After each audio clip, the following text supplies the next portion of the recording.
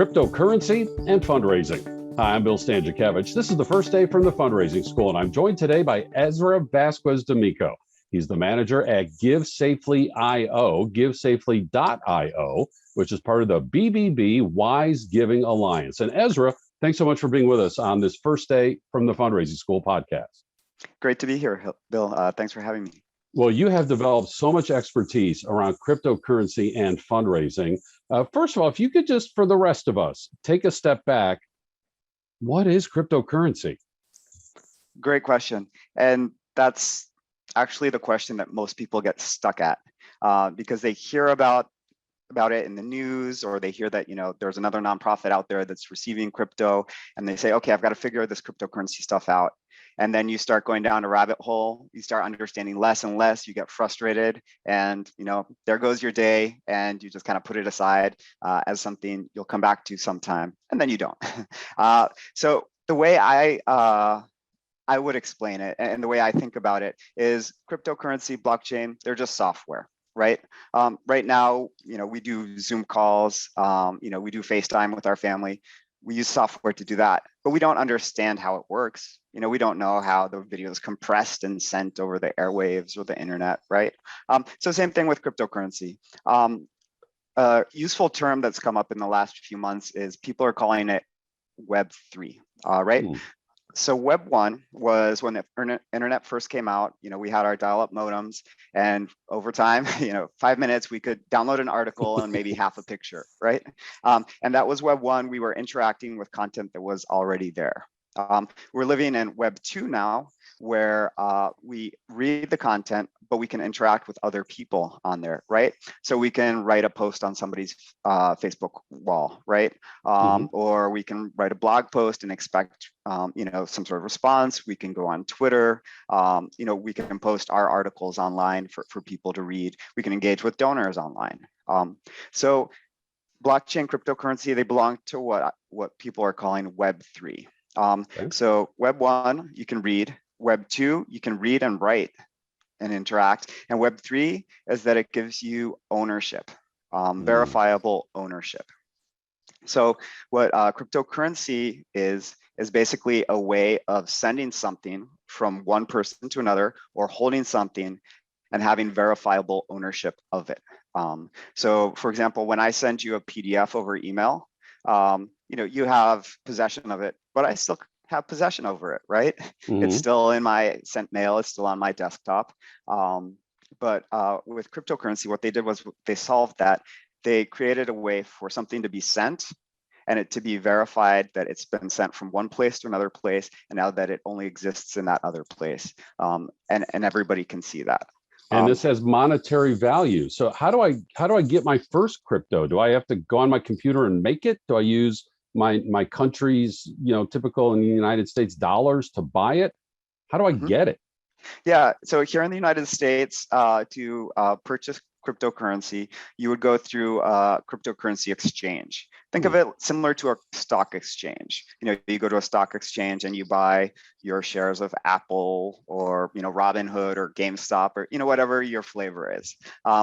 Same thing with cryptocurrency. You go to a regulated exchange where they do kind of know your customer, anti-money laundering, identity verification. They attach it to your bank account. You can transfer dollars in.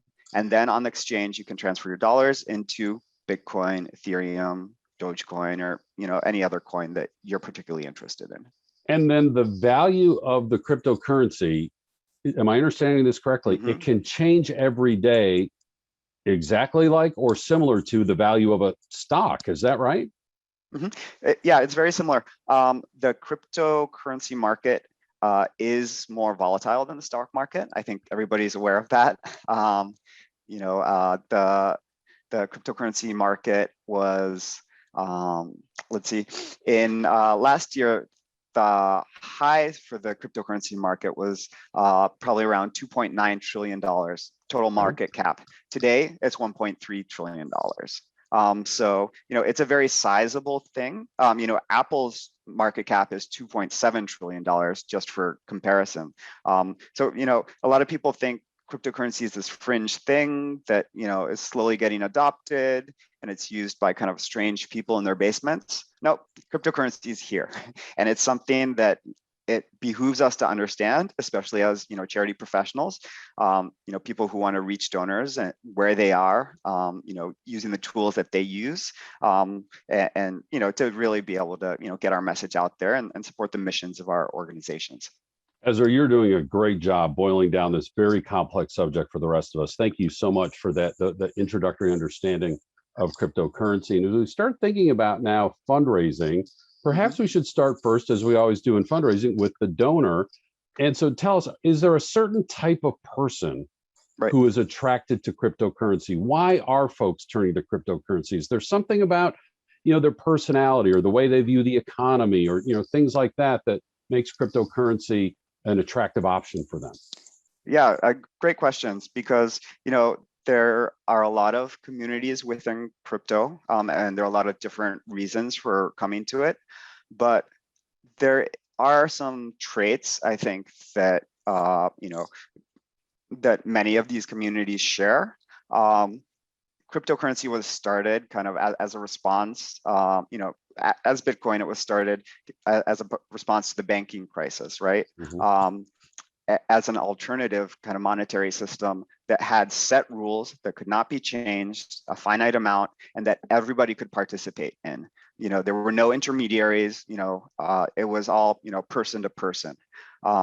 So a lot of cryptocurrency kind of has followed that, that feeling and that mindset.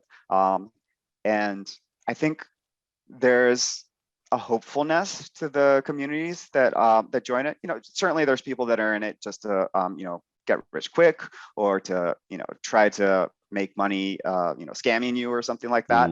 I wouldn't say that's the majority, though. I think a lot of people feel very hopeful about it, and they come to it kind of in a framework of wanting to contribute to some sort of systemic change, to make a difference. And because there's that ownership aspect, they feel like they have agency in that way. And just to be clear, the systemic change in having agency means, whether anybody agrees with it or not, this is where cryptocurrency holders are coming from, as I've understood from previous presentations I've heard from you, not associated with the official financial services industry, the banks, the credit cards, that there's somewhat of a populist movement in this, not politically, but like you said, that we had the financial crisis, decade or so ago, and people were like, we're going to create our own system. Am I understanding that correctly? Yeah. Well, in the traditional financial system, in the past and today too, let's say you wanted to get a loan, you would go into the bank and you would talk to someone, and they would decide whether to give you the loan or not. They'd have a rubric, but they might also look at, how you express your gender, what race you are, what age you are, what color hair you have, all these kinds of things.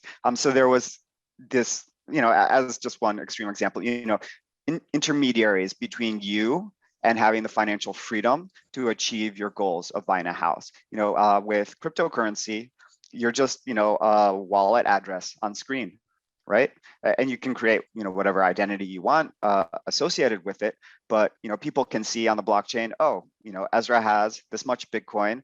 Therefore, if he posts this much of it as collateral, we'll give him a loan for this much.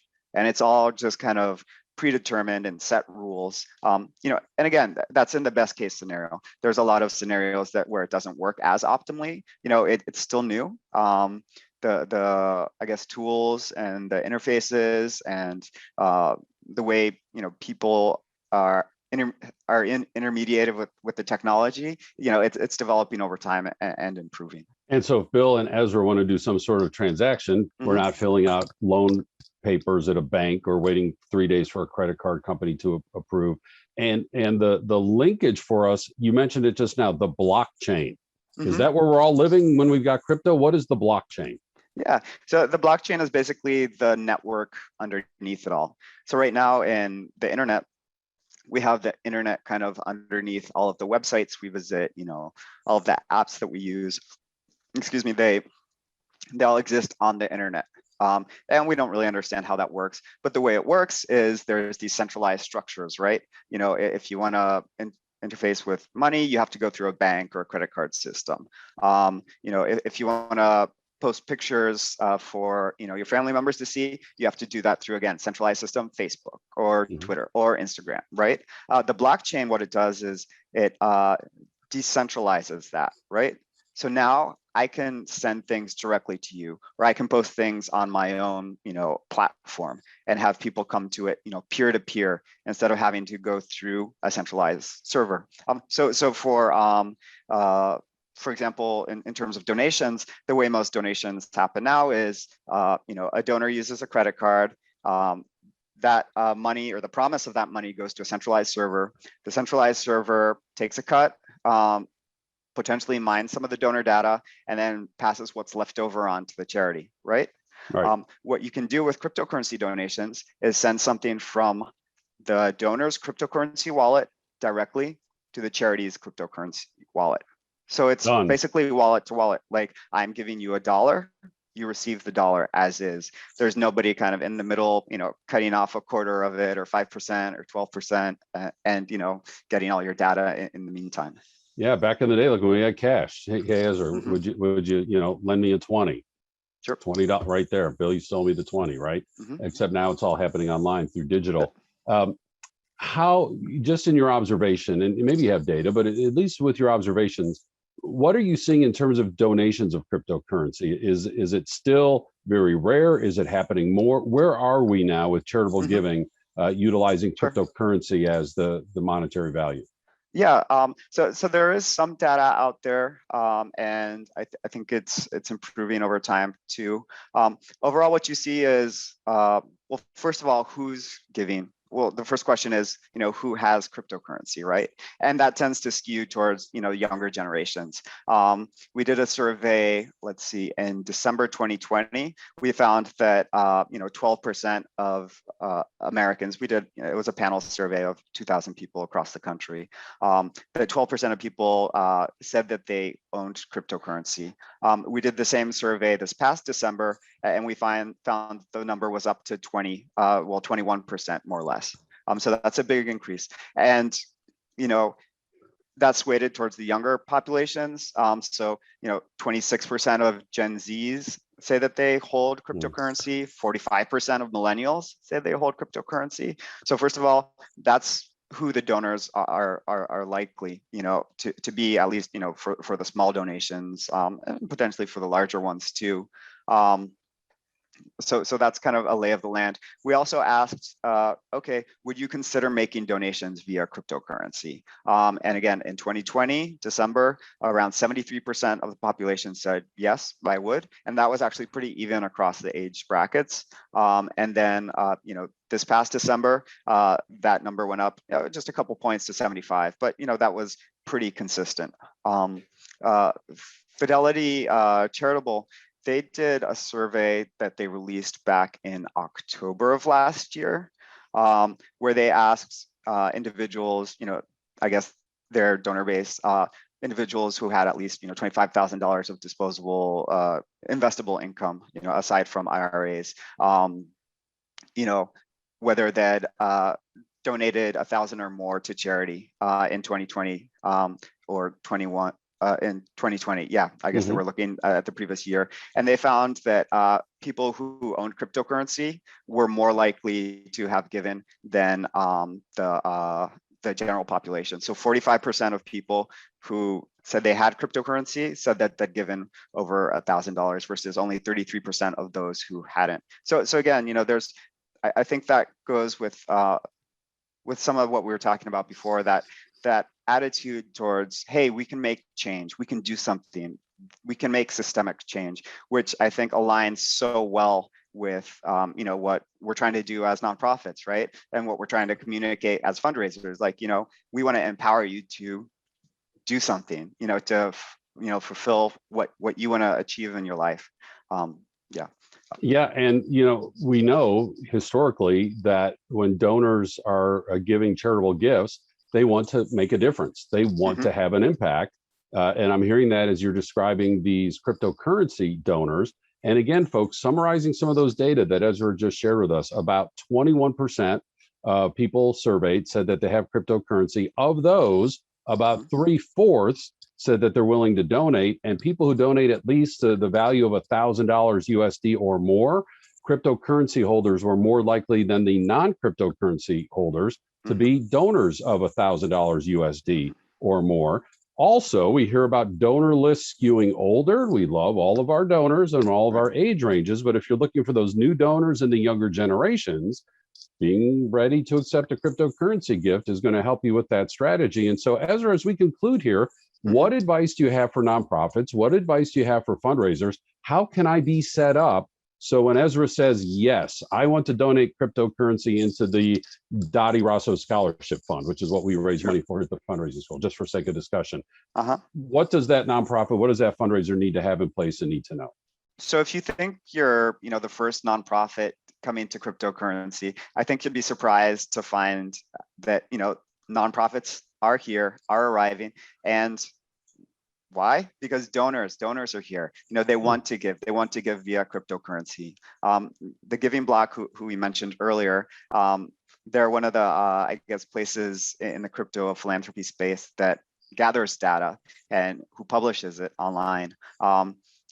They reported in, I guess, mid-December last year that they were on track or aiming to fundraise $100 million in crypto. So processing, for the charities who are on their platform. And that compared to, I think it was $4 million in 2020. So that's a pretty big increase. Another stat that they have is that they've seen 10 times growth of the number of charities who are accepting cryptocurrency. So now they, they process cryptocurrency donations for, I think it's over 1,000 charities. It was 10% or 10 times less before then. So, it was in the hundreds. So cryptocurrency donation is here. Donors are already connecting with charities. Charities are already connecting with donors. So I would definitely encourage you to look into it and get started. My first point of advice would be not to try to figure everything out all at once. Get from 0 to 1. That's your first step, right? And 0 to 1 is basically setting up the infrastructure for your organization to receive cryptocurrency donations. And there are ways of doing that. You can set up your own exchange accounts, similar to, again, setting up a stock exchange account. Sure, but there's also services that you can employ that specialize in working with charities. One of them is the Giving Block, who we've partnered with recently, and then also in Given, who we're also in discussions with, where they will, you'll set up, they'll help you set up an exchange account, and then they'll basically run it for you, so that anytime a crypto donation comes in, they automatically transfer it into cash, and then transfer that cash out to your bank account, so that you're not exposed to the volatility, right? So let's say 3 a.m. on a Saturday, you get a $10,000 donation. By Monday morning, when you're at the office, it's either gone up or gone down. You don't want to be the one to tell your CEO that happened, right? So that's useful. So get from 0 to 1. And then the other thing I would say is, when you're thinking about cryptocurrency, think about communities. There are a lot of communities that live in these spaces, that are gathered around NFTs, around themes, around, different types of empowerment. There's environmental communities, health communities, and whatnot. So think of it as, oh, well, I'm doing cryptocurrency for cryptocurrency's sake, or blockchain for blockchain's sake. No, it's a tool for you to reach donors who are already there and who you're not talking to. These are the younger donors. As you were saying, Bill, in the future, I think a lot of the world is going to run on blockchain, right? So as as charitable organizations, as fundraisers, we can either kind of wait, see everything arrive, and then try to catch up, or we can, again, start dipping our toe in and doing it. So the I guess other and maybe final piece of advice would be, in terms of communities, find a community of charitable organizations or charitable professionals who are also doing this, right? So we have a platform called Give Safely, and on it, we we list charities who have met all 20 of our standards, the BBB Wise Giving Alliance 20 standards for charitable accountability. But it's more than kind of a donation platform. It's a community that we're building where we can kind of talk through all of these issues. And nobody knows what it's going to look like in 3 years or 5 years in crypto and blockchain and metaverse. But we're going to figure it out together and hopefully shape it along the way. And nonprofits being at that table allows nonprofits to be part of this emerging world and help shape it to the best extent that they can. I get being with a group like the Giving Block to help me with the transaction. Just really quickly, how do I set up my own account if I'm a nonprofit? How do I just do that on my own if I don't want to go through an intermediary? Sure. Just do a little research. There are a number of, again, licensed, registered cryptocurrency exchanges here in the United States. Okay. You know, I'm sure you've heard of Coinbase, went public, did a public listing last year. You know, there's Coinbase, there's Gemini, there's Kraken. So definitely do your research, see which exchange would fit you best, and, you know, take it from there. And the website is givesafely.io run by the BBB Wise Giving Alliance, where, again, you're not setting up accounts and things like that, but you're creating this community of conversation, this community of resources, and a place for philanthropic organizations to be part of the conversation. Is that correct? Absolutely. And definitely follow us on Twitter at Give Safely, altogether Give Safely. You know, we host conversations. I think it's every Wednesday afternoon where we choose a topic having to do with blockchain, metaverse, something like that. And people just drop in, you know, whether you're a BBB Wise Giving Alliance accredited charity or not. And, you know, we think things through and we're figuring it out together. Ezra Vazquez-D'Amico is manager of givesafely.io at the BBB Wise Giving Alliance. Ezra, thank you so much. What an informative and enlightening and encouraging presentation today. And as you help us understand what is cryptocurrency and what is happening with cryptocurrency charitable contributions. And, you know, folks, Giving Tuesday, for example, in 2021, raised about $2.7 billion. There was a Giving Crypto Tuesday, and I think it raised about $2.73 million. And people might say, well, okay, come on, you know, what a big difference. The very first Giving Tuesday raised $10 million about a decade ago, and now is at $2.7 billion. Not predicting that's where crypto is going to go, but has to start somewhere, and it's something for fundraisers to keep an eye on. And it's something we talk about in our certificate of digital fundraising at the Fundraising School. You take 3 courses, all online. See what we did there? You need to take the digital fundraising course only online, and you earn your certificate in digital fundraising. That's one of 4 certificates that we offer at the Fundraising School as part of a couple of dozen public courses that are available in person, online in a virtual live format, online in a recorded so-called asynchronous format, for all of our public courses. Then we have our custom training. We knit things together and tailor training just for you anywhere in the United States, anywhere across the world. We have our quarterly webinars, and of course, these free podcasts, all the information available online at philanthropy.iupui.edu/the Fundraising School. Our producers today are Dustin Donovan, Jennifer Boffman, and Mike Anthony. I'm Bill Stanczykiewicz, and now you are now more fully informed on this first day from the Fundraising School.